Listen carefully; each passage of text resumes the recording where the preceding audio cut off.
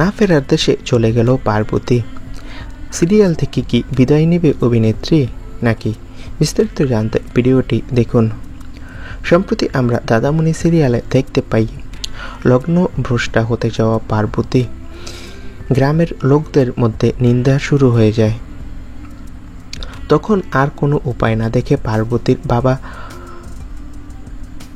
সুদেবকে বলে সে যে তার মেয়েকে বিয়ে করে এই অসম্মান থেকে উদ্ধার করতে। কিন্তু সুদেব পাড়ার গুন্ডা, তার চরিত্র মোটেই ভালো নয়। এই সব কিছু জানার পর পার্বতী কিছুতেই এই বিয়েতে রাজি হতে পারে না। এরপর আমরা সিরিয়ালে দেখতে পাই যে সোম পার্বতীকে সিঁদুর পরিয়ে দেয়।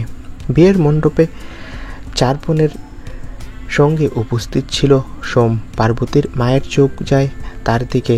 সে ছুটে এসে সোমকে অনুরোধ করে পার্বতীকে বিয়ে করার জন্য, কিন্তু প্রথম দিকে রাজি হয় না সোম। পরে পার্বতীর মা তার মাথার দিব্যি দেয় সোমকে। আর ফেলতে পারে না সোম তার কথা। এরই মধ্যে পার্বতীকে জোর করে বিয়ে করতে যায় সুদেব। সোম তাড়াতাড়ি এসে বাধা দেয়।